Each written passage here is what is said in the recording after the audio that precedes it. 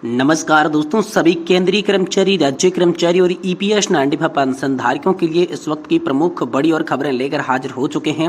जी दोस्तों, पहली बड़ी अपडेट की बात करें तो दोस्तों कर्नाटक हाईकोर्ट के फैसले के बाद पीपीएफओ क्या बढ़िया है तैयारी। जी हां दोस्तों, कर्मचारी पेंशन योजना 1995 को लेकर बड़ी खबर है। कर्नाटक हाईकोर्ट के फैसले के बाद अब क्या करने जा रहा है कर्मचारी भविष्य निधि संगठन, इसके बारे में दोस्तों बड़ी अपडेट आ रही है। इसकी चर्चा आज के इस वीडियो के अंदर करेंगे। साथ ही केंद्रीय कर्मचारियों को मिलेंगे 2,18,000 रुपए। जी हां दोस्तों, 18 महीने के डीए एरियर पर बड़ा फैसला है। इस दिन दोस्तों आपके खाते में 2,18,000 रुपए की राशि आने वाली है। तो कब दोस्तों आप सभी को एरियर की राशि मिलेगी, इसके बारे में बात करेंगे। वहीं पेंशन भोगियों को अब घर बैठे मिलेगी, मासिक पेंशन ले सकते हैं। सारी जानकारी बस फोन में करना होगा ये काम।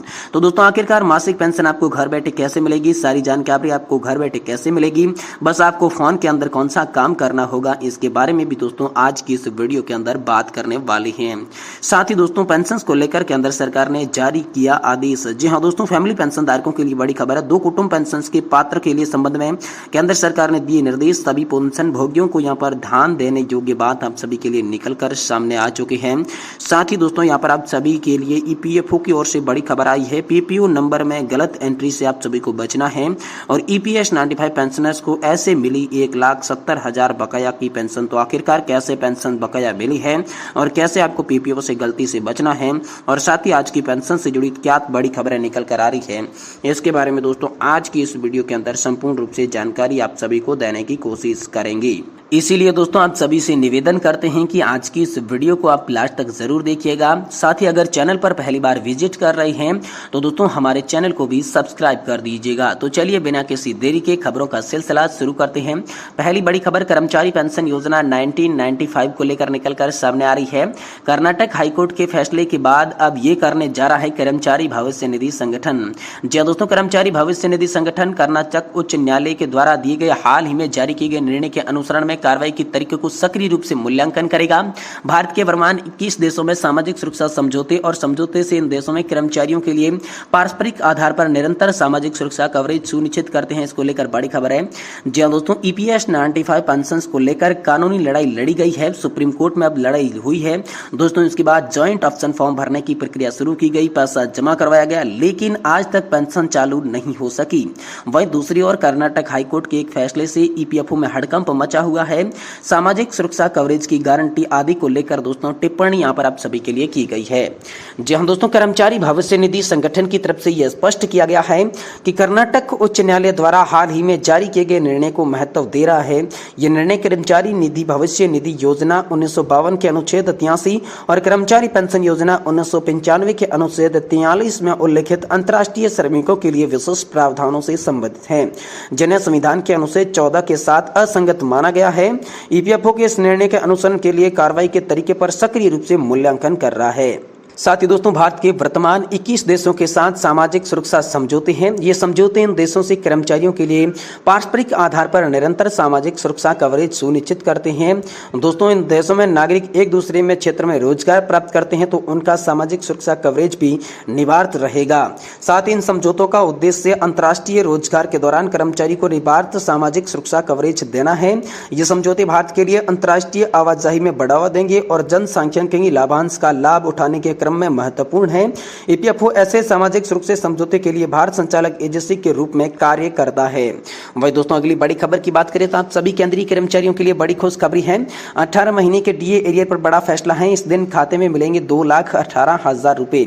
जी हां दोस्तों, जब से कोरोना काल की गई है तो दोस्तों तभी से लगातार केंद्रीय कर्मचारी और पेंशन धारक जो हैं वो 18 महीने के बकाया डीए और डीआर के भुगतान को लेकर बात कर रहे हैं। इसी बीच आप सभी के लिए बड़ी खबर आई। लोकसभा चुनाव समाप्त होने तक आप सभी को मिलेंगे 2,18,000 रुपए, जो कि डीए एरियर के आप सभी के लिए बकाया थी। वह राशि आप सभी के खाते में जारी कर दी जाएगी। इसको लेकर भी बड़ी खबर आ रही है। वहीं दोस्तों पेंशन को लेकर बड़ी खबर है। पेंशन भोगी अब घर बैठे मिलेगी। पेंशन भोगियों को मासिक पेंशन ले सकते हैं। सारी जानकारी बस फोन में करना करना होगा ये काम। तो दोस्तों आखिरकार फोन में कौन सा महत्वपूर्ण काम करना होगा जिससे आप सभी को घर बैठे मासिक पेंशन और उनकी जानकारी मिलेगी, इसके बारे में दोस्तों बात करें तो पूरी जिंदगी जी तोड़ मेहनत करने के बाद 65 साल की उम्र से लोगों को रिटायरमेंट मिलता है। ऐसे में बुढ़ापे में उनकी जिंदगी आराम के साथ बीते, इसके लिए सरकार की ओर से हर महीने पेंशन भत्ता मिलता है। लेकिन हर महीने मिलने वाली पेंशन की राशि को लेने के लिए बूढ़े बुजुर्गों को काफी भागदौड़ करने के साथ लाइन में लगने के बाद पेंशन मिलती है। कभी कभी कुछ तकनीकी समस्या आने के कारण उनकी पेंशन भी रुक जाती है। बुजुर्ग में ऐसे परेशानियां देखने को देखते हुए दोस्तों केंद्र सरकार ने भविष्य पोर्टल की हाल फिलहाल में शुरुआत की है। जी हां दोस्तों, भविष्य पोर्टल के शुरू होने के बाद पेंशन भोगियों को बाहर भटकने की जरूरत नहीं पड़ेगी, बल्कि घर बैठे अपनी मासिक पेंशन पर्ची चेक कर सकते हैं। और इतना ही नहीं, कितना पैसा उनके खाते में निकलेगा, कितना बकाया है, ये सभी जानकारी उनको इस पोर्टल के माध्यम से मिलती रहेगी। इतना ही नहीं दोस्तों, आप अपने जीवन प्रमाण पत्र की स्थिति भी जांच सकते हैं और आप फॉर्म 16 भी यहाँ पर जमा करवा सकते हैं। दोस्तों केंद्र सरकार के पेंशन और पेंशन भोगी कल्याण विभाग ने बैंक ऑफ इंडिया के साथ मिलकर भविष्य पोर्टल लॉन्च किया है, जिसमें पेंशन भोगी यहाँ पर बैंक ऑफ इंडिया, SBI, यहाँ पर bank of Baroda, Punjab national bank, Canara bank की मदद से खातों में पेंशन रखने वाले लोगों के लिए भविष्य पोर्टल का उपयोग कर सकते हैं। सरकार भविष्य में सभी बैंकों को भविष्य पोर्टल से जोड़ने की योजना बना रही है। तो आखिरकार भविष्य पोर्टल के फायदे क्या है, तो आप सभी के लिए बात करें तो सेवानिवृत्त कर्मचारियों की अपनी खाते से सारी जानकारी जो है इस पोर्टल के माध्यम से मिलती रहेगी।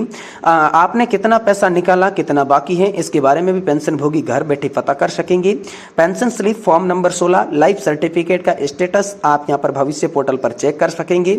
आप सभी पोर्टल के माध्यम से पेंशन भुगतान करने वाले बैंकों को भी यहां पर आसानी के साथ बदल सकेंगे।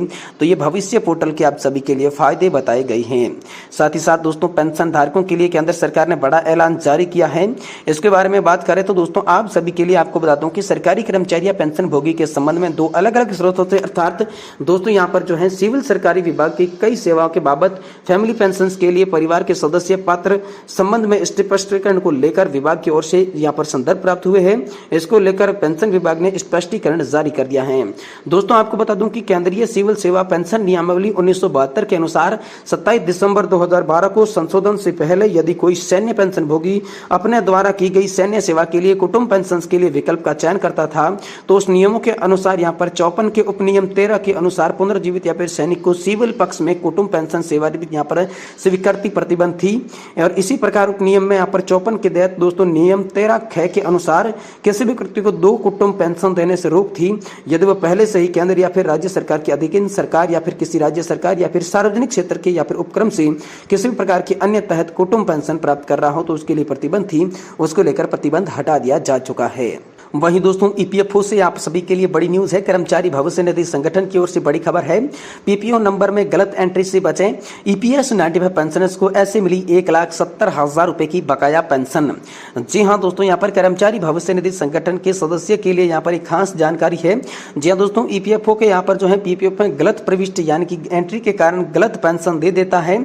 इस तरीके का केस सामने आ गया है। ईपीएफओ पेंशन खास ध्यान देना चाहिए दोस्तों। करीब 1,70,000 रुपए तक का नुकसान कार्मिकों को हुआ है। काफी संघर्ष के बाद पेंशन अदालत में ये राशि पूर्ण कार्मिक को मिल सकती है। इसके लिए पीपीओ को लेकर आप भी सतर्क हो जाइए। ये मामला वायुसेना में 28 फरवरी 2021 को रिटायर्ड रामलाल केसरवानी के यहाँ पर गलत पीपीओ नंबर की वजह से 1,70,000 रुपए का नुकसान हुआ था। पीपीओ में सुधार के कारण दोस्तों 1,70,000 रुपए वापस मिल गया है। रामलाल केसरवानी HSO वायुसेना में 28 फरवरी 2011 को सेवानिवृत्त हुए। उन्हें पीपीओ में गलत प्रविष्टि के कारण गलत पेंशन मिली। उन्हें पीपीओ पर संबंधित यहाँ पर संशोधित कराने का प्रयास किया। हालांकि उनके पीपीओ में पीएसडी द्वारा संशोधित किया गया था, लेकिन तारीख गलत प्रविष्ट करने के कारण 21 महीनों के लिए बकाया का भुगतान नहीं किया गया था। उन्होंने 30 जुलाई 2023 को सी पेंशन पोर्टल ग्राम के माध्यम से शिकायत दर्ज करवाई। उनका मामला पेंशन अदालत के दौरान उठाया गया और सूचित किया गया कि उनकी यहाँ पर जो है पेंशन की बकाया राशि 1,70,000 रुपए के रूप में उन्हें भुगतान कर दिया गया है। जी हाँ दोस्तों, ये आप सभी के लिए बड़ी खबर है। यानी कि दोस्तों अगर आपको भी लगता है पेंशन के अंदर आपकी कोई शिकायत है तो दोस्तों आप आसानी के साथ सी पेंशन ग्राम पोर्टल पर शिकायत कर सकते हैं, जिसके बाद पेंशन अदालत के अंदर आपका मुद्दा उठाया जाएगा और आपकी पेंशन से जुड़ी हर समस्या का समाधान भी किया जाएगा।